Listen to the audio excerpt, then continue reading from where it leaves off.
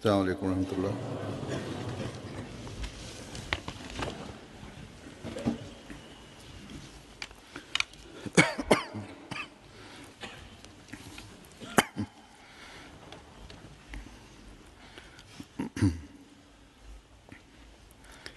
أشهد أن لا إله إلا الله وحده لا شريك له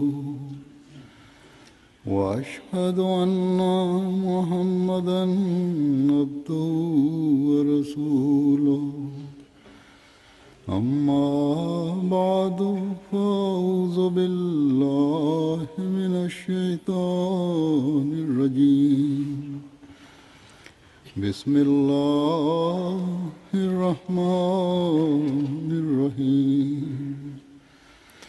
الحمد لله رب العالمين الرحمن الرحيم مالك يوم الدين إياك نعبد وإياك نستعين اهدنا الصراط المستقيم صراط الذين أنعمت عليهم غير المغضوب عليهم ولا الضالين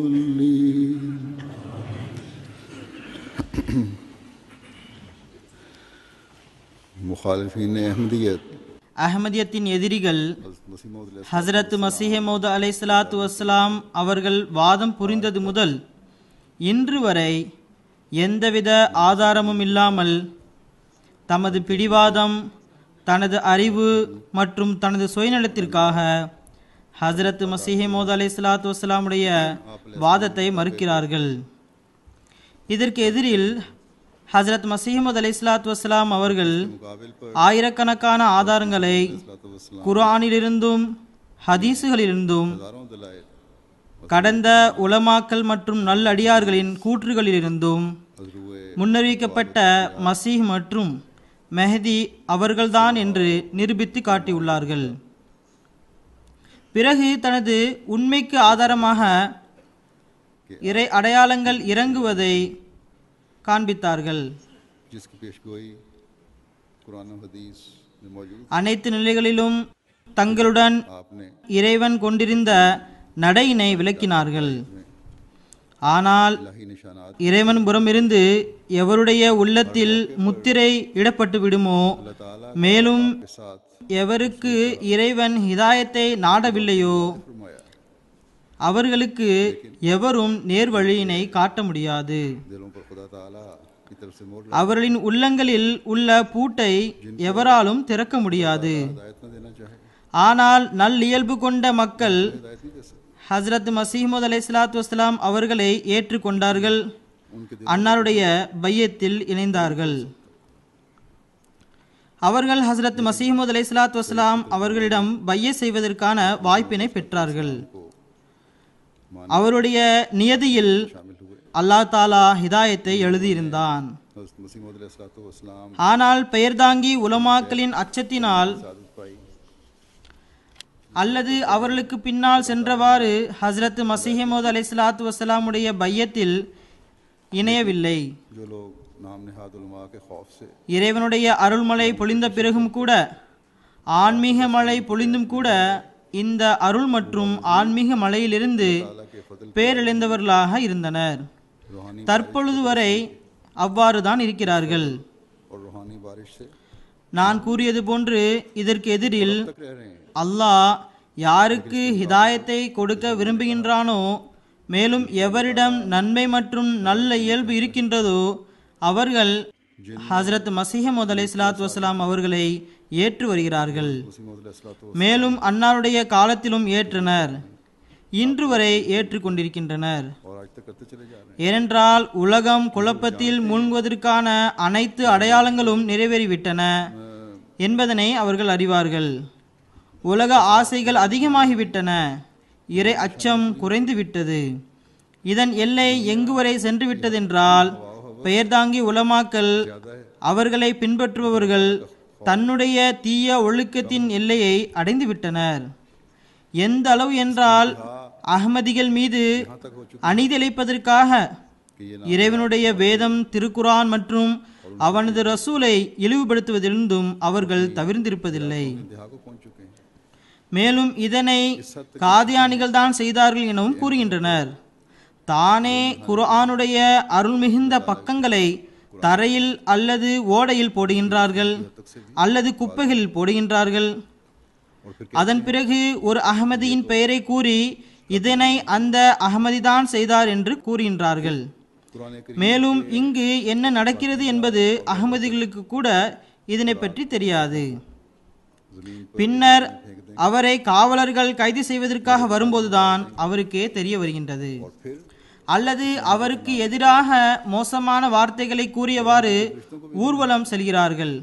அல்லது பள்ளிக்கூடங்களில் உள்ள சுவர்களில் மோசமான இடங்களில் மோசமான முறையில் நமது தலைவர் ஹசரத் முஹம்மது முஸ்தபா ஸல்லல்லாஹு அலைஹி வஸல்லம் அவர்களை பற்றி அவருடைய கண்ணியத்திற்காக, மேன்மைக்காக ஒவ்வொரு அஹ்மதியும் தனது உயிரை தியாகம் செய்ய என் நேரம் தயாராக இருக்கின்றார்கள்.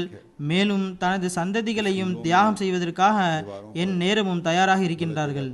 பெருமானா ஸல்லல்லாஹு அலைஹி வஸல்லமுடைய பெயரை மோசமான முறையில் எழுதி பள்ளியில் படிக்கக்கூடிய ஏதாவது ஒரு அஹ்மதி பிள்ளை மீது அந்த பழியை போடுகின்றனர். மேலும் இதன் காரணமாக பிள்ளைகளை பள்ளிக்கூடத்தில் இருந்து வெளியேற்றவும் செய்கின்றார்கள். அவர்கள் மீது அநீதி இழைக்கப்படுகின்றது. அவர்களை அடிக்கவும் உதைக்கவும் செய்கின்றனர். மாறாக ஒன்றும் அறியாத இந்த குழந்தைகள் மீது ஹசரத் நபிகள் நாயகம் ஸல்லல்லாஹு அலைஹி வஸல்லம் அவர்களை இழிவுபடுத்தியதாக வழக்குகள் தொடர முயற்சிகள் மேற்கொள்ளப்படுகின்றன. இந்தவித வழக்குகளில் ஜாமீனும் கிடையாது, தண்டனையும் எல்லை மீறியதாக இருக்கின்றது. அஹ்மதி குழந்தைகள் இப்படிப்பட்ட செயல்கள் புரிந்ததாக கூறப்படுகின்றது. ஆனால் இதனை பற்றி ஒருபோதும் நம்மால் சிந்தனை கூட செய்து பார்க்க முடியாது. ஆக ஒழுக்கம் இந்த அளவு சீர்கட்டு போகும்போது, இறைவனுடைய அச்சம் உள்ளத்தில் முற்றிலுமாக அகன்று போகும்போது, மோசமான இழிவான செயல்கள் எல்லை மீறும்போது, பிறகு அநீதி இழைக்கப்பட்டவர்களின் ஏக்கம், முறையீடு, மன்றாடுதல் போன்றவைகளும் தனது வேலையை வெளிப்படுத்த ஆரம்பித்துவிடும். ஆக குறிப்பாக இன்றைய நாட்களில் பாகிஸ்தானில் ஏற்பட்டுள்ள இதுபோன்ற நிலையில்தான் அகமதிகள் அங்கு வாழ்ந்து வருகிறார்கள். நான் ஏற்கனவே இதனை பற்றி பலமுறை கூறி வந்துள்ளேன். அதாவது நமது துவா எந்த மையப்புள்ளியை சுற்றி வர வேண்டுமென்றால் அது அஹ்மதியத், அதாவது உண்மை இஸ்லாத்தின் முன்னேற்றத்திற்காக இருக்க வேண்டும். அல்லாஹ் மற்றும் இஸ்லாத்தின் பெயரினை கொண்டு அநீதியின் எல்லை மீறக்கூடியவர்களை இதன் மூலமாக அல்லாஹ் விரைவில் பிடிப்பானாக. இவர்கள் அல்லாஹ், இஸ்லாம் மற்றும் முஹம்மது ரசூலுல்லாஹ் ஸல்லல்லாஹு அலைஹி வஸல்லம் அவர்களை இழிவுபடுத்த முயற்சி செய்கின்றார்கள். நாம் இந்த துவாவின் பக்கமும் கவனம் செலுத்த வேண்டும். அதாவது இவர்களில் நல்ல இயல்பு கொண்டவர்களுக்கு அல்லாஹ் தாலா இவர்களுக்கு காலத்தின் இமாமிற்கு நபி ஸல்லல்லாஹு அலைஹி வஸல்லமுடைய சலாத்தினை தெரிவிக்கக்கூடிய மக்களாக ஆகுவதற்கு வாய்ப்பளிப்பானாக. மேலும் NTA-வில் வரக்கூடிய நமது லைவ் புரோகிராம்களில் பல காலர்ஸ்கள் பங்கு பெற்றுகிறார்கள். இறை அருளால் உண்மையினை புரிந்தவாறு பிறகு பையத்தும் செய்கிறார்கள். ஆக முஸ்லிம்களில் பெரும்பாலர் இந்த அநீதி மற்றும் குழப்பத்தில் பங்கு கொண்டுள்ளார்கள் என்பது இல்லை. ஆனால் ஒரு பெரும்பான்மை அச்சம் மற்றும் அறிவின்மையினால் அஹ்மதியத்தின் தூதை புரிந்து கொள்ள விரும்புவதில்லை. அல்லது புரிந்து கொண்டாலும் அரசாங்க சட்டத்தின் காரணமாக பயப்படுகின்றார்கள். அரசாங்க சட்டங்கள் உலமாக்களின் அச்சத்தினால் அஹ்மதிகளுக்கு சாதாரண குடிமகனுக்கு கொடுக்க வேண்டிய உரிமையை கொடுப்பதற்கு கூட தயாராக இல்லை. பாகிஸ்தானில் தற்பொழுது சட்டங்களின் ராஜ்யம் கிடையாது. மாறாக இன்றைய காலத்தில் முல்லாக்களின் ராஜ்யமே அங்கு நடக்கிறது. முல்லாக்கள் குறைந்த அறிவுள்ள முஸ்லிம்களின் உள்ளத்தில் இந்த விஷயத்தை போட்டுவிட்டார்கள். அதாவது அஹமதிகள் நவுதுபில்லா ஹசரத் நபிகள் நாயம் ஸல்லல்லாஹு அலைஹி வஸல்லம் அவர்களை இறுதி நபியாக ஏற்காமல் ஹசரத் மிர்சா குலாம் அஹமது காதியானி அலைஹிஸ்ஸலாத்து வஸலாம் அவர்களை இறுதி நபியாக ஏற்றுக்கொண்டுள்ளார்கள். ஆனால் இது முற்றிலும் தவறானதாகும். ஆனால் நாமோ ஹசரத் நபிகள் நாயம் ஸல்லல்லாஹு அலைஹி வஸல்லமுடைய உண்மை பேரென்பர் எல்லா நபிமார்களின் ஆடையில் ஏனைய எல்லா மார்க்கங்களையும் ஏற்றுக்கொள்ளக்கூடியவர்களை ஹசரத் ஹாத்தமுல் அம்பியா உடைய பாதத்தில் விழ வைப்பதற்காக வந்துள்ளார்கள். அவர்கள் பெருமானாரை எதிர்ப்பதற்காக வரவில்லை என்றே கூறுகின்றோம். ஹஜ்ரத் மஸீஹ் மவ்ஊத் அலைஹிஸ்ஸலாத்து வஸ்ஸலாம் அவர்கள் தன்னுடைய ஆதாரங்கள் மூலம் உலகத்தின் வாயை அடைத்து விட்டார்கள். இஸ்லாத்தின் மீது தாக்குதல் செய்யக்கூடியவர்களுக்கு எதிரில் தகர்க்க முடியாத தற்காப்பாக நிற்கின்றார்கள். அன்னார் ஆதாரங்கள் மூலம் இஸ்லாம் மற்றும் ரசூலுல்லாஹி ஸல்லல்லாஹு அலைஹி வஸல்லம் மீது தாக்குதல் நடத்துவதை மட்டும் தடுக்கவில்லை, மாறாக அவர்களை இழிவடைய வைத்தார்கள். மாறாக இதனைவிட அதிகமாக ஆதாரங்கள் மூலம் எதிரிகள் மீது எந்த அளவு தாக்குதல்கள் நடத்தினார்கள் என்றால் அந்த எதிரிகள் ஓடுவதை தவிர வேறு வழி எதுவும் அவர்களுக்கு இல்லாமல் இருந்தது. ஹஜ்ரத் மஸீஹ் மவ்ஊத் அலைஹிஸ்ஸலாத்து வஸ்ஸலாம் அவர்களுக்கு இல்ஹாம் இறங்கியது. குல் ஜால் ஹக்கு வதஹக்கல் பாத்தில் இன்னல் பாத்தில கான ஸஹூகா குல்லு பரக்கத்தின் மின் முஹம்மதின் ஸல்லல்லாஹு அலைஹி வஸல்லம் ஃபதபாரக மன் அல்லம வதஅல்லம. அதாவது உண்மை வந்துவிட்டது, பொய் ஓடிவிட்டது. நிச்சயமாக பொய் ஓடக்கூடியதே ஆகும். எல்லா விதமான அருளும் முஹம்மது முஸ்தபா ஸல்லல்லாஹு அலைஹி வஸல்லம் இடந்தே ஆகும். மேலும் கற்பித்தவரும் கற்றவரும் அருளுக்குரியவர் ஆவர். இந்த இல்ஹாம்கள் மேலும் இதனுடன் பாரிசி மற்றும் உருது இல்ஹாம்களும் உள்ளன. இதனை கூறிய பிறகு அன்னார் தனது நூல் தரியாக்குல் குலூபில் கூறுகின்றார்கள், இந்த அனைத்து இல்ஹாம்களிலும் இந்த முன்னறிவிப்பு இருந்தது. அதாவது இறைவன் எனது கையில் எனது மூலமாகவே இஸ்லாம் மார்க்கத்தின் உண்மைத்துவம் மற்றும் எதிர் மார்க்கத்தின் பொய்மையை வெளிப்படுத்துவான். ஆக இன்று அந்த முன்னறிவிப்பு நிறைவேறியது. ஏனென்றால் எனக்கு எதிரில் எந்த எதிரிக்கும் தனது மார்க்கத்தின் உண்மைத்துவத்தை நிரூபிக்க வலிமை கிடையாது. எனது கையிலிருந்து வானத்தின் அடையாளங்கள் வெளிப்படுகின்றன. மேலும் எனது பேனாவிலிருந்து குர்ஆனுடைய உண்மைத்துவம் மற்றும் ஞானங்கள் பிரகாசிக்கின்றன. எழும்புங்கள், அனைத்து உலகங்களிலும் தேடுங்கள். கிறிஸ்தவர்களிலிருந்து, சீக்கியர்களிலிருந்து, யூதர்களிலிருந்து அல்லது வேறு ஏதாவது பிரிவிலிருந்து வானத்தின் அடையாளங்களை காண்பிப்பதில், அறிவு மற்றும் ஞானங்களை எடுத்துரைப்பதில் என்னுடன் போட்டி போடுவதற்கு யாராவது இருக்கிறார்களா? நான் நம்பத்தகுந்த ஹதீசுகளில் கூறப்பட்ட அதே நபர் ஆவேன். அதாவது இவருடைய காலத்தில் அனைத்து மதங்களும் அழிந்து போய்விடும். ஆனால் இஸ்லாம் எவ்வாறு பிரகாசிக்கும் என்றால் இடைப்பட்ட காலங்களில் ஒருபோதும் பிரகாசம் அடையாததை போன்று பிரகாசம் பெறும். ஆக இன்று உலகில் இஸ்லாத்தின் அழகிய போதனை ஹஜ்ரத் மஸீஹ் மவ்ஊத் அலைஹிஸ்ஸலாத்து வஸ்ஸலாம் அவர்கள் மூலம் பரவுவதை நம்மால் காண முடிகின்றது. இன்று அன்னாருடைய ஜமாத் மட்டும்தான் ஹிலாஃபத்தின் நிழலின் கீழ் அமைப்பின் அடிப்படையில் முறையாக இஸ்லாத்தின் தப்லீக் பணியை செய்து கொண்டிருக்கின்றது. ஆப்பிரிக்காவில் இஸ்லாத்தின் தப்லீக்காக இருந்தாலும் சரி, ஐரோப்பாவில் அல்லது உலகின் மற்ற பெரிய கண்டங்களில் அல்லது எந்த நாடாக இருந்தாலும் சரி, இஸ்லாத்தின் உண்மையான வடிவத்தை அஹ்மதியா ஜமாத் தான் வெளிப்படுத்துகின்றது. நான் ஜமாத்திடம் கூறினேன், அதாவது இஸ்லாத்தின் எதிரிகள் குர்ஆனின் போதனைகள் மற்றும் ஹஜ்ரத் நபி ஸல்லல்லாஹு அலைஹி வஸல்லம் மீது தாக்குதல்கள் நடத்துகின்றார்கள்.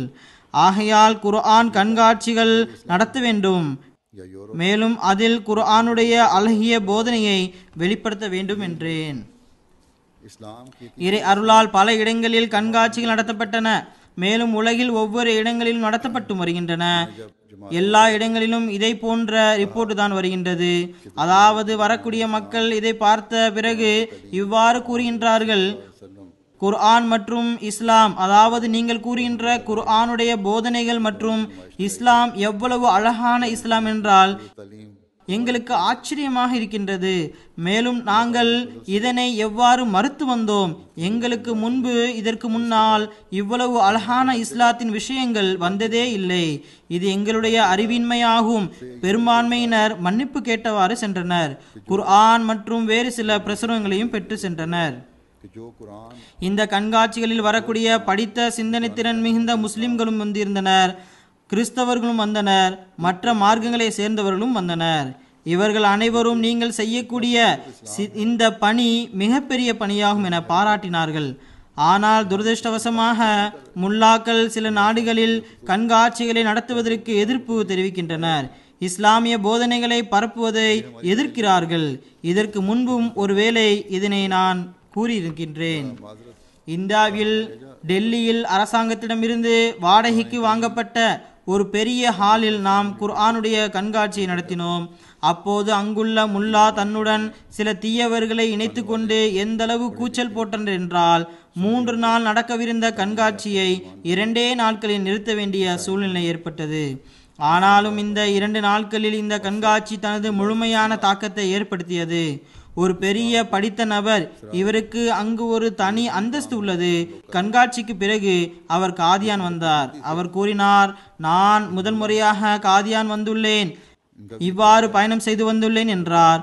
மேலும் நான் குர்ஆன் மற்றும் இஸ்லாத்திற்கு எவ்வளவு பெரிய தொண்டு செய்யக்கூடியவர்கள் வசிக்கக்கூடிய இடத்தை பார்க்க வேண்டும் என வந்துள்ளேன் என்றார். பிறகு காதியானியில் பல்வேறு இடங்களை பார்த்தார். நல்லதொரு தாக்கத்திற்கு ஆளானார். ஆனால் மேலும் ஒரு விஷயத்தை நான் வருத்தத்துடன் கூறுகின்றேன்.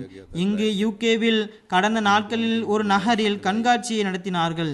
அப்போது முல்லாக்களின் கூச்சலின் காரணமாக காவலர்கள் நமது ஜமாத்தினரிடம் கண்காட்சியை நடத்த வேண்டாம் என விண்ணப்பம் வைத்தனர். இப்படிப்பட்ட விண்ணப்பங்களை முறையாக நாம் ஆதாரங்களுடன் மறுத்துவிட வேண்டும்.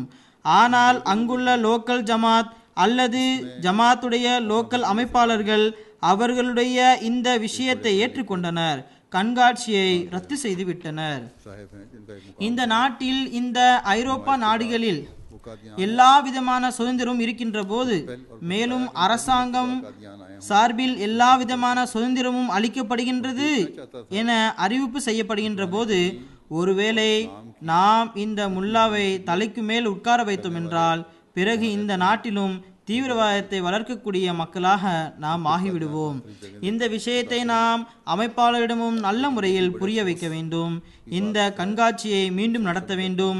சிலர் இதனை அமைதியாக நடத்தி முடிக்க வேண்டும் என்று கூறுகின்றனர். அமைதியான முறையில் நடத்த வேண்டும் என்றால் பிறகு என்ன பலன் இதில் இருக்கின்றது? ஒருபுறம் இறைவனுடைய பயில்வானின் மிஷனை மேம்படுத்த வேண்டும் என்பது நமது வாதமாகும். மறுபுறம் கோழைத்தனத்தை வெளிப்படுத்துவது என்பது சரியானதாகாது. இந்த நாட்டில் நான் கூறியது போன்று சட்டம்தான் ராஜ்யம் நடத்துகின்றது, மேலும் அரசாங்க சட்டம்தான் செயல்படுகின்றது என வாதம் புரிகிறது. பிறகு சட்டத்திடம் கூறுங்கள், உங்களுடைய வேலை இதனை செயல்படுத்துவதாகும். ஒவ்வொரு குடிமகனுடைய உரிமையை கொடுக்க வேண்டும், முழுமையாக கொடுக்க வேண்டும். ஆகையால் இதனை செய்யுங்கள். எவ்வாறு இருப்பினும் இதுதான் முல்லாக்களின் நிலைமையாகும்.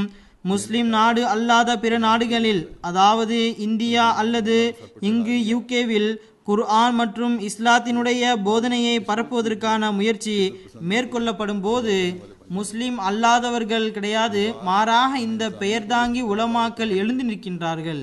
இது எவ்வளவு மோசமான ஒரு செயல் என்றால், குர்ஆனுடைய அழகிய போதனையை பரப்பக்கூடிய பணியை அகமதிகள் செய்கிறார்களா?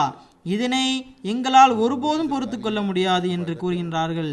இதுதான் இஸ்லாத்தினை குத்தகைக்கு எடுத்துள்ளவர்களின் உண்மையான படம் மற்றும் எண்ணமாகும்.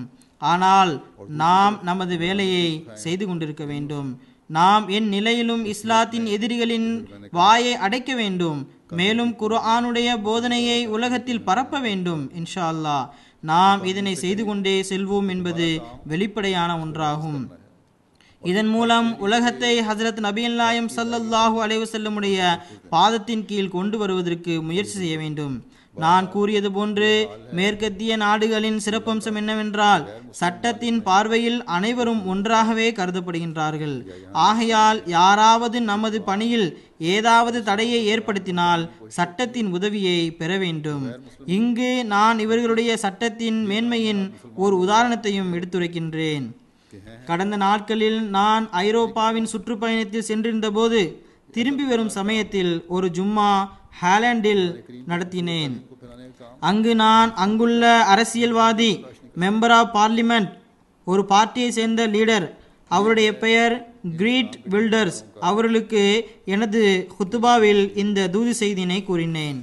அதாவது, நீங்கள் இஸ்லாத்திற்கு எதிராக மேலும் ஹசரத் ரசூலுல்லாஹி ஸல்லல்லாஹு அலைஹி வஸல்லம் அவர்களுக்கு எதிராக அநியாயத்தில் வரம்பு மீறியுள்ளீர்கள், மோசமான வார்த்தைகளை பேசுகின்றீர்கள், எதிர்ப்பில் எல்லையை அடைந்துள்ளீர்கள்.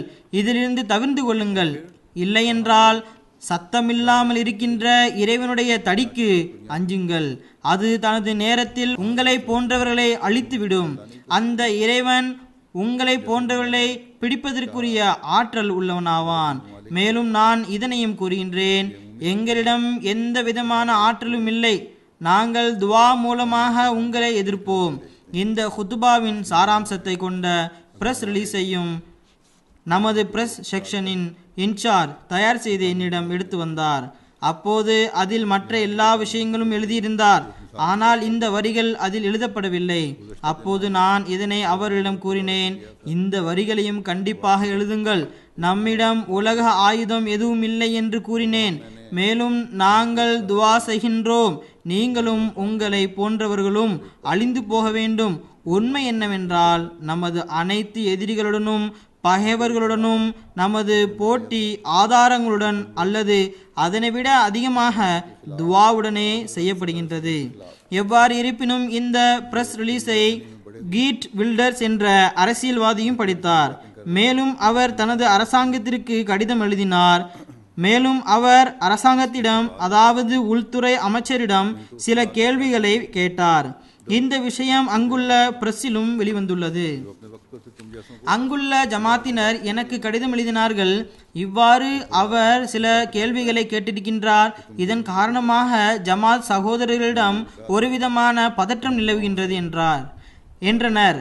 அப்போது நான் அவரிடம் கூறினேன், ஹோம் ஆபீஸில் உள்ளவர்கள் கேட்டால் பயப்பட வேண்டிய அவசியம் ஒன்றுமில்லை, கவலையடைய வேண்டியதும் தேவையில்லை. தெளிவாக நமது கொள்கைகளை கூறுங்கள். அடிப்படையில் அந்த மனிதர்தான் பிரச்சனையை ஆரம்பித்தார். அவர் தவறான செயல்களை செய்கின்றார்.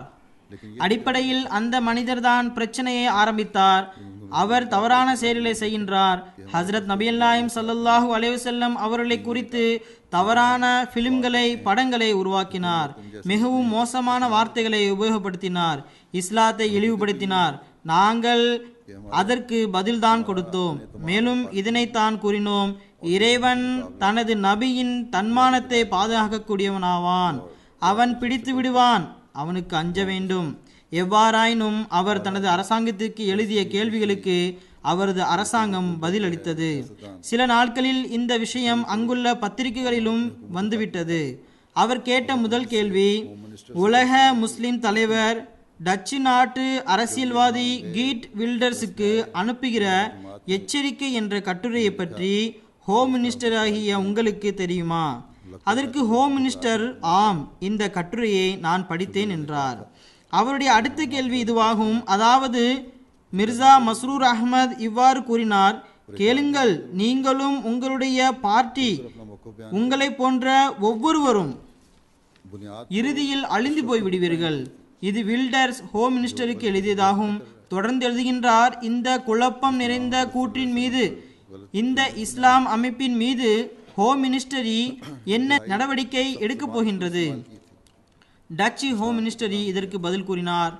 பிரஸ் ரிலீஸின் அடிப்படையில் மிர்சா மஸ்ரூர் அஹ்மத் இவ்வாறு தான் கூறியுள்ளார்.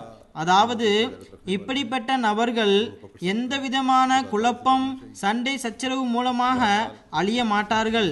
மாறாக துவாவின் மூலமாக அழிந்து போவார்கள்.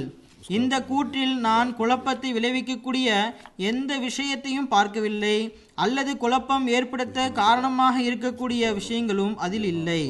ஆகையால் நான் அஹ்மதியா முஸ்லிம் ஜமாத்திற்கு எதிராக நடவடிக்கை எடுக்க எந்தவித காரணமும் இல்லை என்பதாகும். அவர் கேட்ட மூன்றாவது கேள்வி, அஹ்மதியா முஸ்லிம் ஜமாத் ஹாலண்டுக்கு உலகளாவிய அஹ்மதியா முஸ்லிம் ஜமாத் மற்றும் மஸ்ரூர் அகமதுடன் என்ன தொடர்பு இருக்கிறது என்பதாகும். அதில் அந்த டச்சு அமைச்சர் கூறுகின்றார், அஹ்மதியா முஸ்லிம் ஜமாத் ஹாலண்டு உலகளாவிய அஹ்மதியா முஸ்லிம் ஜமாத்தினுடைய ஒரு பகுதியாகும். இதுதான் அவருடைய பதிலாகும். இதுதான் இந்த மக்களுடைய நேர்மை. ஒரு அரசியல்வாதி, அவர் தனது பார்ட்டியுடைய தலைவராவார் மற்றும் மெம்பர் ஆஃப் பார்லிமெண்டும் ஆவார். மேலும் அவர் அதே மார்க்கத்தை சேர்ந்தவரும் ஆவார். இவ்வாறு இருந்தும் கேள்வி கேட்கும் போது நேர்மையுடன் அதற்குரிய பதில் தரப்பட்டது. வில்டர் சாஹிப் தற்பொழுது ஜமாத்தை பற்றி மேலும் எப்படி ஜமாத்திற்கு எதிரான விஷயங்களை பெற முடியும் என்பதை பற்றி ஆய்வு செய்து வருகின்றார் என நான் கேள்விப்பட்டேன். எதிரிகள் எந்த அளவு முடியுமோ முயற்சி செய்யட்டும், இது இறை ஜமாத்தாகும். எப்பொழுதும் உண்மை மற்றும் சத்தியமான விஷயங்களை மட்டும்தான் இது கூறி வரும். இவை அனைத்தும் தான் இவர்களுக்கு இதில் தென்படும். ஆக நமக்கு இக்காலத்தின் இமாம் இஸ்லாத்தின் தூது செய்தியை உலகத்தின் எல்லை வரை எட்ட வைக்க வேண்டிய, மேலும் எதிரிகளுடைய வாயை ஆதாரங்களால் அடைக்க வேண்டிய பொறுப்பை நம்மிடம் ஒப்படைத்துள்ளார்கள். மேலும் தத்தமது வசதிக்கேற்ப முயற்சிக்கேற்ப ஒவ்வொரு அஹ்மதியும் இந்த பொறுப்பை நிறைவேற்றி வருகிறார்கள். எங்கேயாவது இஸ்லாத்தின் எதிரிகள் இஸ்லாத்தின் மீது தாக்குதல் நடத்துவதை கண்டால் அங்கு அஹ்மதி தான் அதனை தடுக்கின்றார். மேலும் வாயை அடைக்கக்கூடிய பதிலும் தருகின்றார். மேலும் உலகத்திற்கு புரியவும் வைக்கின்றார். இது ஹஜ்ரத் மஸீஹ் மவ்ஊத் அலைஹிஸ்ஸலாத்து வஸ்ஸலாம் அவர்கள் மூலமாக கிடைக்கப்பெற்ற அறிவு மற்றும் ஞானமாகும். இதனைத்தான் நாம் உபயோகப்படுத்துகின்றோம். இதனால் ஒவ்வொரு அஹ்மதியும் எந்தவித தாழ்வு மனப்பான்மையும் இல்லாமல் பெரிய பெரிய தலைவர்களுக்கும் மார்க்க தலைவர்களுக்கும் இஸ்லாத்தின் தூது செய்தியினை எட்ட வைக்கின்றனர். மற்றவர்கள் இது போன்ற தலைவரிடம் சென்றால் அவர்களிடம் உதவி வேண்டுவதற்காகவே செல்கின்றார்கள் அல்லது உலக பலனை பெறுவதற்காக செல்கின்றனர். இவர்கள் ஒருபோதும் இஸ்லாத்தின் தூது செய்தியினை எட்ட வைப்பதற்கான துணிவை மேற்கொள்வதில்லை. கடந்த நாட்களில் நமது கபாபீருடைய அமீர் சாஹிபுக்கு ஒரு குழுவின் மூலம் இத்தாலி செல்வதற்கான வாய்ப்பு கிடைத்தது. செல்வதற்கு முன்பு அவர் என்னிடம் இதனை கூறினார். அதாவது ஒரு குழு செல்கின்றது, இதில் அனைத்து மார்க்கத்தை சார்ந்தவர்களும் உள்ளனர். இது மார்க்க கூட்டமாகும். இது எப்படிப்பட்ட கூட்டம் என்றால் இதில் போப்புடன் சந்திப்பு நடைபெறும். மேலும் நாங்கள் போப் அழைப்பதன் பெயரில்தான் அங்கு செல்கின்றோம் என்றார். ஆகையால் தாங்கள் சிறந்ததாக கருதினால் ஏதாவது தூது செய்தி தங்களின் சார்பில் கொடுக்கின்றேன், மேலும் திருக்குரானை அன்பளிப்பாகவும் வழங்குகின்றேன் என்றார். நான் கூறினேன், இது மிகவும் நல்ல விஷயமாகும், கண்டிப்பாக கொடுங்கள். இதனால் நான் எனது தூது செய்தியினை எழுதி அனுப்பினேன். அதனை போப்பிடம் கொடுக்கும்படியும் கூறினேன். அதனை அவர்கள் பல நகல்களை எடுத்தனர். மேலும் அங்கு சென்ற பிறகு போப்பிற்கும் அதனை வழங்கினார்கள். மேலும் அங்கு வந்திருந்த வேட்டிகானுடைய பெரிய பெரிய பாதிரிகளுக்கும் கொடுத்தனர். திருக்குரானை அன்பளிப்பாக போப்பிற்கு வழங்கினார்கள். மேலும் இதனுடைய போட்டோ பத்திரிகைகளிலும் வந்தன. இதற்கு பிறகு ரிப்போர்ட்டுடைய ஒரு பகுதியை உங்களுக்கு கூறுகின்றேன். எழுதுகின்றார், நான் இத்தாலியில் போப்புடைய இருப்பிடம் வேட்டிகானில் 10/11/2011 அன்று போப் அவர்களை மார்க்க அறிஞர்களின் குழுவுடன் சேர்ந்து சந்தித்தேன். இதில் இஸ்ரேலுடைய ஹாகாமே ஆசம், இவர் அவர்களின் மிகப்பெரிய ருபாயி ஆவார். மேலும் சில கிறிஸ்தவர்கள், ஒரு சில யூதர்கள் மற்றும் முஸ்லிம் பொறுப்பாளர்கள் கலந்து கொண்டனர். அவர் எழுதுகின்றார், நான் போப்பிடம் ஹுசூருடைய கடிதத்தை கொடுத்தேன். மேலும் இதில் உலகளாவிய இமாம் ஜமாத் அஹ்மதியாவின் மிக முக்கியமான தூது செய்தி உள்ளது என்று கூறினேன். அவர் இந்த கடிதத்தை தனது கையினால் பெற்றுக்கொண்டார். மேலும் நான் இத்தாலி மொழியில் மொழியாக்கம் செய்யப்பட்ட குர்ஆனை அன்பளிப்பாக வழங்கினேன். இத்தாலி மற்றும் இஸ்ரேல் டிவி சேனல்களும் மேலும் இத்தாலி நாளிதழ்களும் இஸ்ரேலுடைய அரபி மற்றும் இப்ரானி பத்திரிகைகளும் என்னுடைய போட்டோவை போப்புடன் வெளியிட்டது. சந்திப்பிற்கு பிறகு வாட்டிகானில் ஒரு பிரஸ் கான்ஃபரன்ஸும் இருந்தது. அதில் நான் ஹுசூருடைய கடிதத்தை பற்றி கூறினேன். மேலும் அதனுடைய சாராம்சத்தையும் எடுத்துரைத்தேன். பத்திரிகையாளர்களுக்கு இதனுடைய நகல்களை கொடுத்தேன். இதனைத் தொடர்ந்து வாட்டிகானில் கிழக்கு பகுதியில் அமைந்துள்ள சர்ச்சுடைய பொறுப்பாளர் கார்டினல் போன்றோருக்கும் இதனுடைய நகல்கள் கொடுக்கப்பட்டன. மேலும் நான் இங்கு மார்க்கங்களுக்கிடையில் நடைபெற்ற கலந்துரையாடல் கமிட்டியை சந்தித்தேன். மேலும் அவர்கள் என்னை தனது கான்ஃபரன்ஸில் அழைப்பதற்காக என்னிடம் முகவரியை வாங்கி கொண்டார்கள். இவர்களுடைய கான்ஃபரன்ஸ் அடுத்த வருடம் சிரோலியனில் நடைபெறும். நான் போப்பிற்கு எழுதிய கடிதத்தின் சாராம்சம் இதுவாகும். ஆரம்பத்தில் சில துவா சம்பந்தப்பட்ட வாக்கியங்கள் இருந்தன. பிறகு குர்ஆனுடைய ஆயத் இருந்தது. குல் யா அஹ்லல் கிதாபி தாலோ இலா கலிமத்தின் சவாஅம் பைனனா வ பைனக்கும் அல்லா நஅபுத இல்லல்லாஹ வலா நுஷ்ரிக பிஹி ஷையன் வலா யத்தஹித பாதுனா பாதன் அர்பாபம் மின் துனில்லாஹி. அதாவது நீர் கூறுவீராக, வேதத்தை உடையவர்களே, எங்களுக்கும் உங்களுக்கும் இடையில் ஒன்றுபட்ட ஒரு கருத்தின்பால் வாருங்கள். அதாவது நாம் அல்லாஹ்வை அன்றி வேறு எவரையும் வணங்க மாட்டோம், அவனுக்கு வேறு எதனையும் இணை வைக்க மாட்டோம். அல்லாஹ்வை விட்டுவிட்டு நம்முள் சிலர் வேறு சிலரை கடவுளாக ஆக்கி கொள்ள மாட்டோம். நான் அதனுடைய சாராம்சத்தை கூறுகின்றேன். இன்றைய காலத்தில் இஸ்லாம் சில முஸ்லிம்களின் செயல்களின் காரணத்தினால் முக்கிய செய்திகளில் இடம்பெறுகின்றது. மேலும் அதன் போதனைகள் ஆட்சேபனைக்கு இலக்காகி உள்ளன. ஆனால் எந்த காரணத்திற்காக ஆட்சேபனைக்கு இலக்காக்கப்படுகின்றதோ அது தவறாகும். மேலும் ஒரு சில முஸ்லிம்களின் செயல்களினால் படித்தவர்களும் இஸ்லாம் மற்றும் நபி ஸல்லல்லாஹு அலைஹி வஸல்லம் அவர்கள் மீது தாக்குதல் நடத்துவதிலிருந்து விலகவில்லை. ஒவ்வொரு மதத்தின் தோற்றுனுடைய போதனையும் அல்லது ஒவ்வொரு மதத்தின் போதனையின் நோக்கமும் அடியானை இறைவனுடன் இணைப்பதாகும். இதனை போன்றே இஸ்லாத்தின் போதனையும் அதனை விட மேம்பட்டதாகும். ஆக சில மக்களின் தீய நடவடிக்கையின் காரணமாக இஸ்லாத்தின் மீது தவறான தாக்குதல்கள் நடத்தக்கூடாது.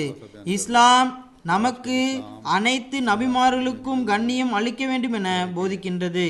இந்த நபிமார்களை பற்றி பைபிளிலும் உள்ளது, திருக்குரானிலும் உள்ளது. நாங்கள் ஹஜ்ரத் முஹம்மது முஸ்தபா ஸல்லல்லாஹு அலைஹி வஸல்லம் அவர்களுடைய அடியார்களாவோம். எங்களுடைய நபி ஸல்லல்லாஹு அலைஹி வஸல்லம் அவர்களின் கண்ணியத்தின் மீது தாக்குதல்கள் நடத்தப்படும் போது எங்களுக்கு மிகவும் வேதனை அளிக்கின்றது. நாங்கள் இந்த தாக்குதலுக்கு பதில் கொடுக்கின்றோம். எவ்வாறென்றால் பெருமானா ஸல்லல்லாஹு அலைஹி வஸல்லம் அவர்களுடைய அழகிய போதனையை வெளிப்படுத்தியவாறு இந்த தாக்குதலுக்கு பதில் கொடுக்கின்றோம். குர்ஆனுடைய போதனைகளாகிய அன்பு, நேசம், சகோதரத்துவம் போன்றவற்றை உலகத்தின் முன்பு வைத்து பதில் கொடுக்கின்றோம்.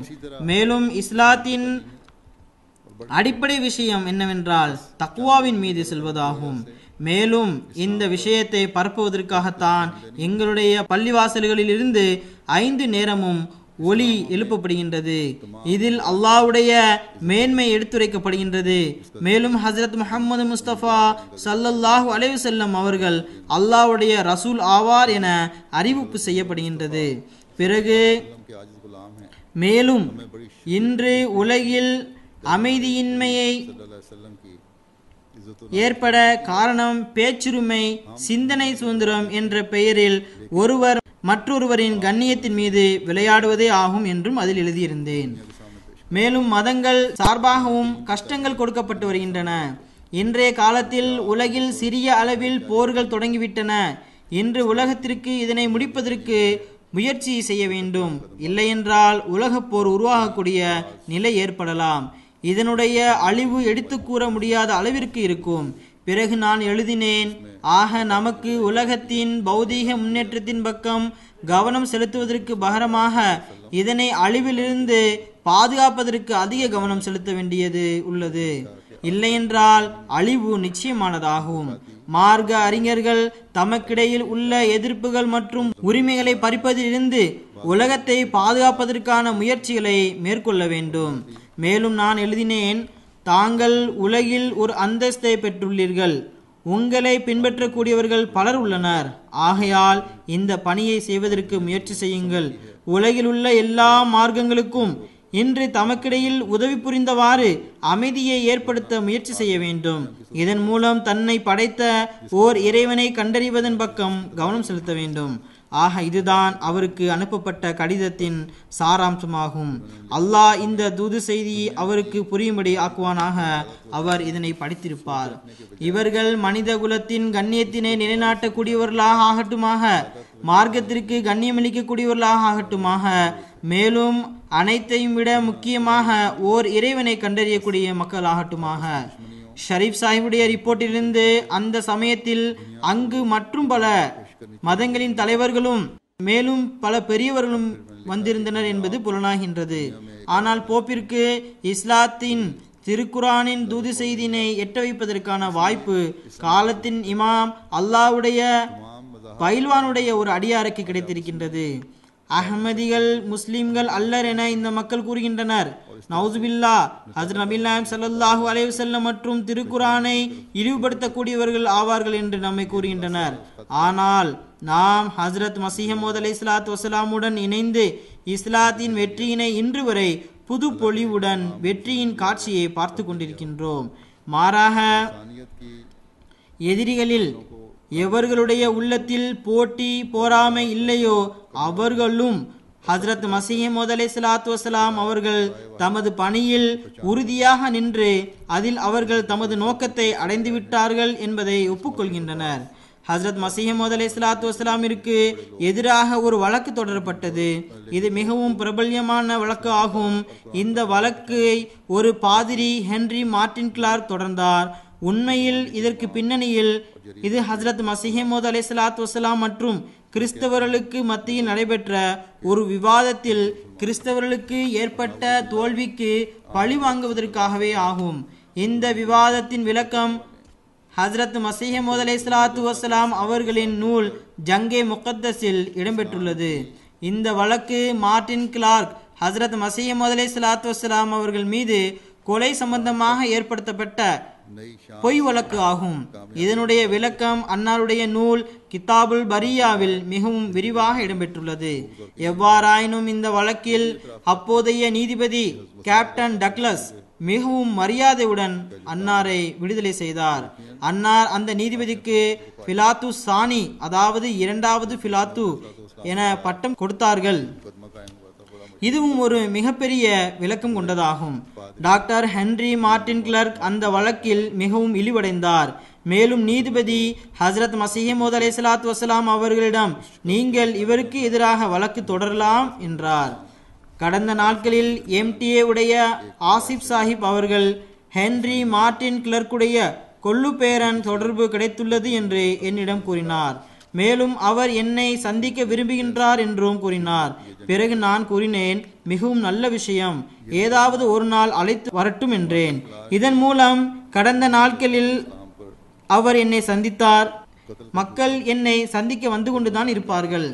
ஆனால் அவர் என்னுடன் பேசிய சில விஷயங்களை நான் உங்கள் முன்பு வைக்கின்றேன்.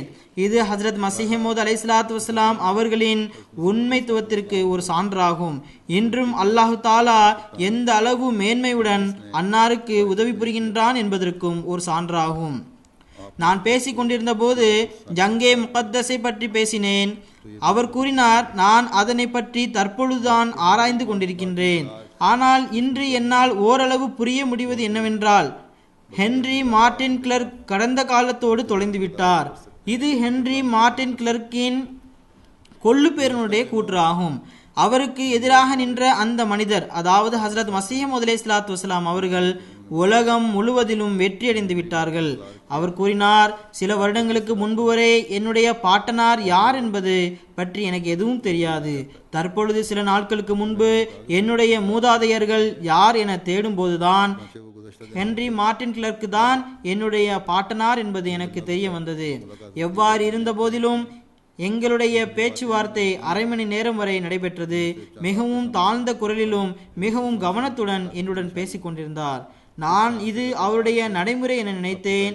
ஆனால் பிறகு ஆசிப் சாஹிப்பிடம் அவர் நான் பேச்சுவார்த்தையின் போது முற்றிலும் உணர்ச்சி வசப்பட்டவனாக இருந்தேன் என்று கூறுகின்றார். हाल ही में मैंने तहकीक மேலும் ஆசிப் சாஹிப் அவரிடம் கூறினார், ஹஜ்ரத் மசீஹ் மவ்ஊத் அலைஹிஸ்ஸலாத்து வஸ்ஸலாம் அவர்கள் மார்ட்டின் கிளர்க்கை பற்றி மிகவும் கடினமான வார்த்தைகளை உபயோகித்துள்ளார்கள்.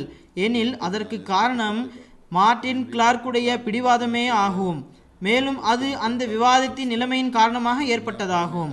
ஆனால் அந்த விவாதத்தை முழுமையாக படித்த मुझे खुद மனிதனால் புரிந்து கொள்ள முடிவது என்னவென்றால் இஸ்லாம் தான் வெற்றி பெற்றது, ஆனால் அவர் கிறிஸ்தவம்தான் வெற்றி பெற்றது என்று கூச்சலிட்டும் வற்புறுத்தி வந்தார். அதன் பிறகு ஹஜ்ரத் மசீஹ் மவ்ஊத் அலைஹிஸ்ஸலாத்து வஸ்ஸலாம் அவர்கள் துவாவின் மூலம் முடிவை தெரிந்து கொள்வோம் என்றார்கள்.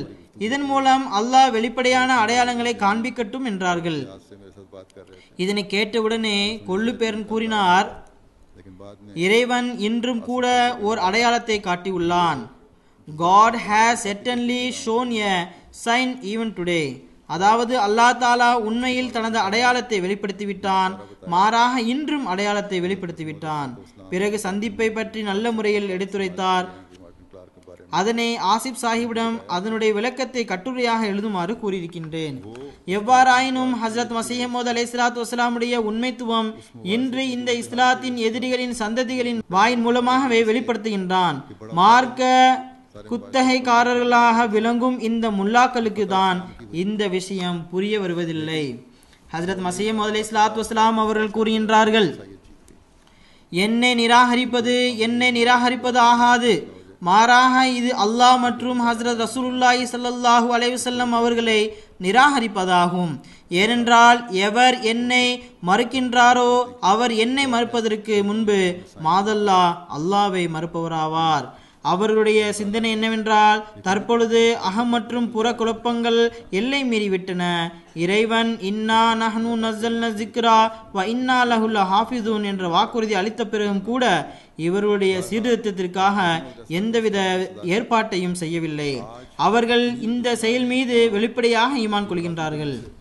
இறைவன் ஆயத்தை இஸ்திக்லாஃபில் வாக்குறுதி அளித்துள்ளான். மூசா அலைஹிஸ்ஸலாத்து வஸ்ஸலாமுடைய தொடர் போல் இந்த முஹம்மதிய தொடரிலும் ஹலீஃபாக்களுடைய தொடரை ஏற்படுத்துவான். ஆனால் மாசல்லா அவன் இந்த வாக்குறுதியை நிறைவேற்றவில்லை. தற்பொழுது எந்த ஒரு கலிஃபாவும் இந்த உம்மத்தில் இல்லை. மாறாக குர்ஆனில் நபி ஸல்லல்லாஹு அலைஹி வஸல்லம் அவர்களை மூசாவுடைய ஒப்புமை என கூறியிருப்பதையும் நாம் மறுக்க வேண்டியது வரும். மாசல்லா ஏனென்றால் இந்த தொடரில் முழுமையான ஒப்புமை ஏற்பட எவ்வாறு ஹஜ்ரத் மூசா அலைஹிஸ்ஸலாத்து வஸ்ஸலாம் அவருடைய தொடரில் 14ஆம் நூற்றாண்டில் ஒரு மசீஹ் வந்தாரோ, இந்த 14ஆம் நூற்றாண்டிலும் அவ்வாறே இந்த உம்மத்திலிருந்து ஒரு நபி பிறக்க வேண்டியிருந்தது. இதை போன்று திருக்குர்ஆனுடைய வசனம் வஆஹரீன மின்ஹும் லம்மா யல்ஹகு பிஹிம் என்ற வசனமும் ஒரு மசீஹ் வருவதை முன்னறிவிக்கின்றது. இதனையும் மறுக்க வேண்டியது வரும். இதே போன்று குர்ஆன் மஜீதில் பல்வேறு வசனங்களை மறுக்க வேண்டியது வரும். நான் உறுதியாக கூறுகின்றேன், பிறகு அல்ஹம்திலிருந்து வன்னாஸ் வரை முழு குர்ஆனையும் விட வேண்டியது வரும்.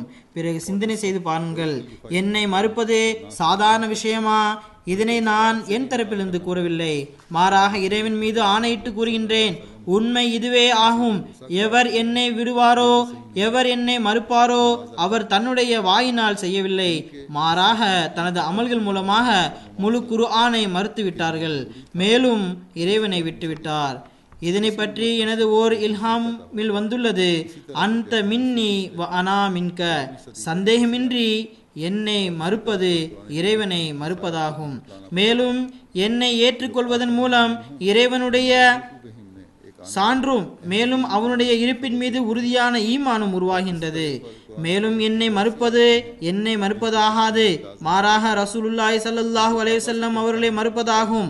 ஆகையால் என்னை மறுப்பது மற்றும் நிராகரிப்பதற்கு தைரியம் காட்டக்கூடியவர்கள் கொஞ்சம் தனது உள்ளத்தில் சிந்தனை செய்து பார்க்கட்டும்.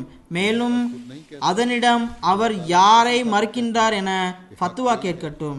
பிறகு ஒரு நூலில் அன்னார் கூறுகின்றார்கள், जुबान से ना करे ஆக நீங்கள் நன்றாக நினைவில் கொள்ளுங்கள், நீங்கள் இந்த சண்டையில் உங்களையே வாளால் வெட்டுகின்றீர்கள். ஆகையால் உண்மையை அறியாமல் நெருப்பில் கையை போடாதீர்கள். நெருப்பு கொழுந்துவிட்டு எரிந்து கையை அழித்துவிடும். तकलीफ लाजम आती है। உண்மையாக நம்புங்கள், இந்த வேலை மனிதனுடையதாக இருந்தால் இதனை அழிப்பதற்கு மக்கள் தோன்றியிருப்பார்கள். மேலும் இது தனது வயது வரை ஒருபோதும் அடைந்திருக்காது. मेरी तकसीब नहीं அவர் இறைவன் மீது இட்டுக்கட்டியவாறு என்னுடன் இறைவன் உரையாடுகின்றான் என்ற தனது இந்த வாதத்தில் திருப்தி கொண்ட ஒரு பொய்யர் உங்களது பார்வையில் வாழ்ந்திருக்கிறாரா? அந்தோ நீங்கள் எதையுமே சிந்திப்பதில்லையா? குர்ஆன் கரீமுடைய இந்த வசனங்களை மனனம் செய்வதில்லையா? இதில் ஹஜ்ரத் நபியல்லாஹிம் ஸல்லல்லாஹு அலைஹி வஸல்லம் பற்றி அல்லாஹ் தஆலா கூறுகின்றான், நீர் என்னை ஒரு சிறிதளவு மறுத்தாலும் பிறகு நான் உன்னுடைய நாடி நரம்பை வெட்டி விடுவேன். भड़के ஆக நபி ஸல்லல்லாஹு அலைஹி வஸல்லத்தை விட यकीनन இறைவனுக்கு யார் அன்புக்குரியவராக இருக்க முடியும்? இவ்வளவு பெரிய பொய்யை கூறி தப்பித்திருக்க மாறாக இறைவனுடைய அருளினால் நிரம்பி இருந்தாலும் சரி. क्या तुम्हारी नजर में कभी ஆகையால் சகோதரர்களே, உல விருப்பத்திலிருந்து வெளியே வாருங்கள். மேலும் இறை அறிவுடன் தொடர்புள்ள சிறப்பான விஷயங்களில் எல்லை மீறியவாறு பிடிவாதம் செய்யாதீர்கள். வழக்கமான தொடர்பை உடைத்து புதிய மனிதனாக மாறி தக்வாவின் பாதையில் அடியை வையுங்கள். இதன் மூலம் உங்கள் மீது கருணை ஏற்படட்டுமாக. இறைவன் உங்களுடைய பாவங்களை மன்னிப்பானாக. ஆகையால் அச்சப்படுங்கள், தவிர்ந்திருங்கள். உங்களில் நேர்வழி பெற்றவர் எவரும் இல்லையா?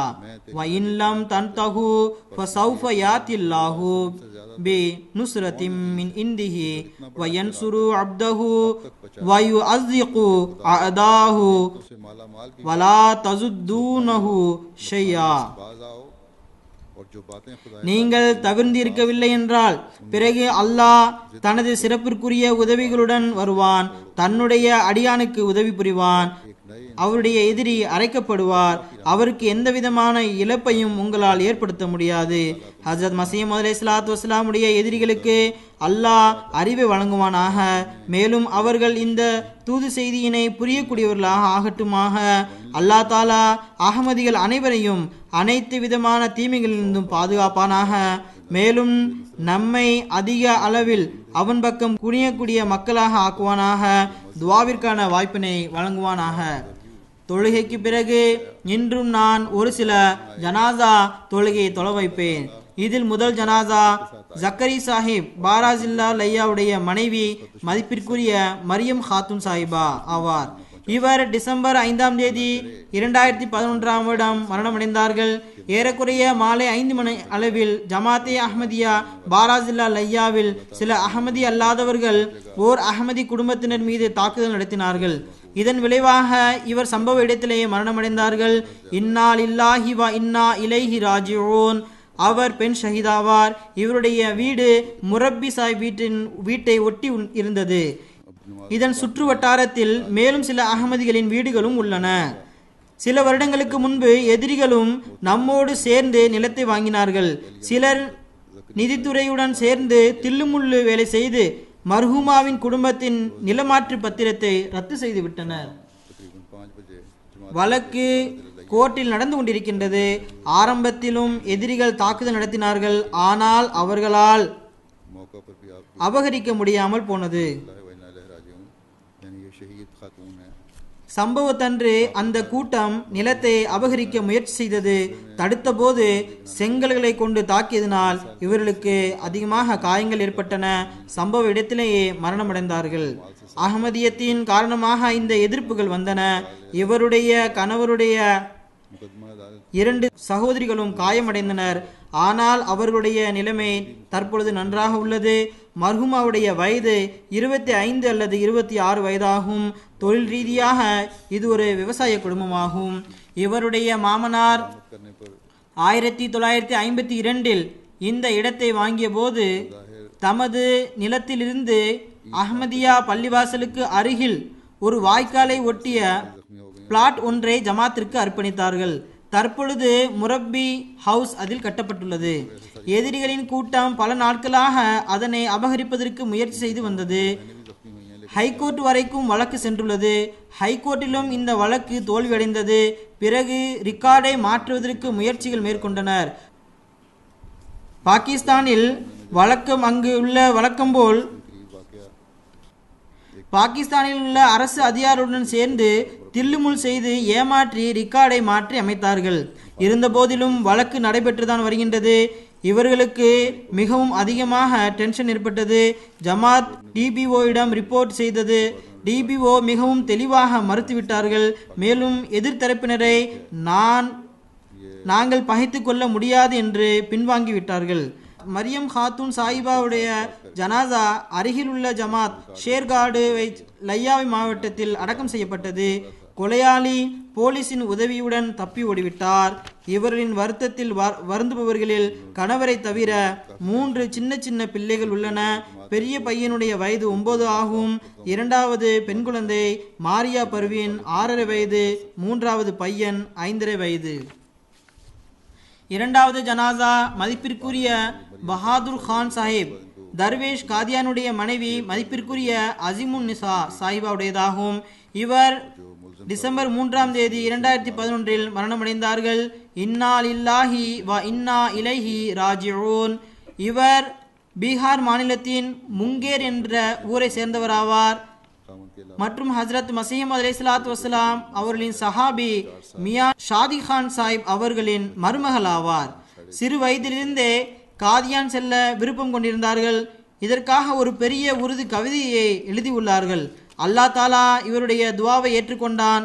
திருமணத்திற்கு பிறகு 1952 காதியானுக்கு வந்தார்கள்.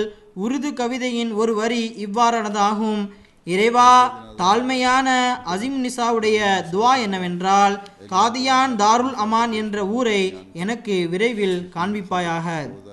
இவர் தனது கணவருடன் தர்வேஷுடைய காலத்தில் கஷ்டமான சூழ்நிலைகளிலும் முழுமையான நன்றி உணர்வுடன் பற்றுணர்வுடன் வாழ்வை கழித்து வந்துள்ளார். கணவருடைய மரணத்திற்கு பிறகு ஏறக்குறைய 29 வருட மிக நீண்ட காலத்தை பொறுமை மற்றும் நன்றி உணர்வுடன் கண்ணியமிக்க காதியான் மண்ணில் விதவியாக கழித்திருக்கின்றார்கள். பிள்ளைகளுடைய தாலீம் மற்றும் தரிபத் விஷயங்களில் மிகவும் அதிகம் கவனம் கொண்டவர்களாக இருந்திருக்கின்றார். பிள்ளைகளுக்கு மிகவும் அழகான முறையில் குர்ஆனை கற்றுக் கொடுத்திருக்கின்றார். இவருக்கு 5 மகன்களும் 4 மகன்களும் உள்ளனர். அல்லாஹ் மர்ஹூமுடைய தரஜாத்தை மேம்படுத்துவானாக. மூன்றாவது ஜனாசா இந்தோனேஷியாவை சார்ந்த மதிப்பிற்குரிய சல்மான் அஹமது மர்ஹூமுடையதாகும். இவர் டிசம்பர் 1ஆம் தேதி 2011 மரணமடைந்தார்கள். இன்னா லில்லாஹி வ இன்னா இலைஹி ராஜிஊன். இருதய நோயின் காரணமாக மரணமடைந்தார்கள். 1953 பிறந்தார்கள். 1978 பைய செய்தார்கள். 1979 பாகிஸ்தானில் ஜாமியா அஹ்மதியா ரபுவாவில் ஃபதுலுல் ஹாஸ் இல் சேர்ந்தார்கள். ஜூலை 1985 முபஷிர் தேர்வில் வெற்றி பெற்றார்கள். பிறகு திரும்ப இந்தோனேஷியா வந்தார்கள். முதலில் லாகூரில் பணியாற்றினார்கள். பிறகு 9 இடங்களில் இவருக்கு ஜமாத்திற்கு தொண்டாற்றுவதற்கான வாய்ப்பு கிடைத்தது. மரண சமயத்தின் போது ஜமாத் பண்டோவில் நியமிக்கப்பட்டிருந்தார். இவருடைய மனைவியை தவிர இவருக்கு 3 பிள்ளைகளும் உள்ளனர். அல்லாஹ் இவர்களுக்கு ஆறுதல் வழங்குவானாக. மர்ஹூமுடைய தரஜாவை மேம்படுத்துவானாக.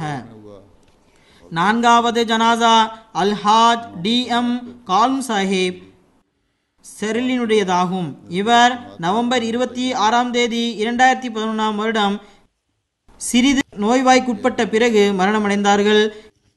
இன்னா லில்லாஹி வ இன்னா இலைஹி ராஜிஊன். இவர் வறுமையில் தான் பிறந்தார். அவர் நான் 15 வயது வரை செருப்பில்லாமல் நடந்தேன் என கூறி வந்தார். ஆனால் அறிவின் மீது கொண்ட அன்பு வெற்றிகளை அவரது பாதத்தில் விழவைத்தது. இளமையில் செரலிவின் ப்ரொடியூஸ் மார்க்கெட்டிங் போர்டின் மேனேஜிங் டைரக்டராக இவர் நியமிக்கப்பட்டார். தானாகவே படித்தார், படிப்பறிவு பெற்றார், மிகவும் பரிவுடன் பழகக்கூடியவராவார், நல்லொழுக்கம் கொண்டவராவார், பொருள் தியாகத்தில் அதிகமாக பங்கு கொள்ளக்கூடியவராவார், நல்ல இயல்பு கொண்ட மனிதராவார். இவருக்கு 2 மகன்களும் 4 बेटे 4 மகன்களும் உள்ளனர். இவருடைய மனைவி ஹாஜியா சல்மா காலூன் சாஹிபா செரலியூனில் நேஷனல் சதர் லெஜ்னாவாக தொண்டாற்றிக் கொண்டிருக்கின்றார்கள்.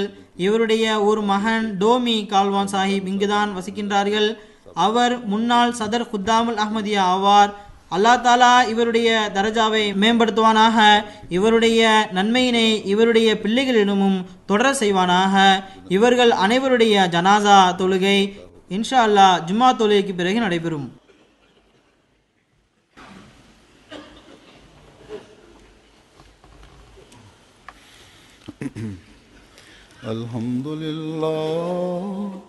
Alhamdulillah nahmaduhu wa nasta'inuhu wa nastaghfiruhu wa nu'minu bihi wa natawakkalu alayhi wa na'udhu billahi min shururi anfusina wa min sayyiati a'malina. من يهده الله فلا مضل له ومن يضلل فلا هادي له ونشهد أن لا إله إلا الله ونشهد أن محمدا عبده ورسوله.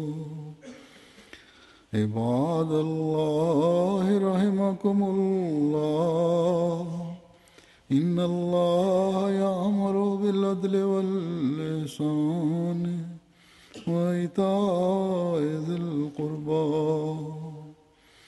وينهى عن الفحشاء والمنكر والبغي يعظكم لعلكم تذكرون. اذكروا الله يذكركم وادعوه يستجب لكم ولذكر الله أكبر.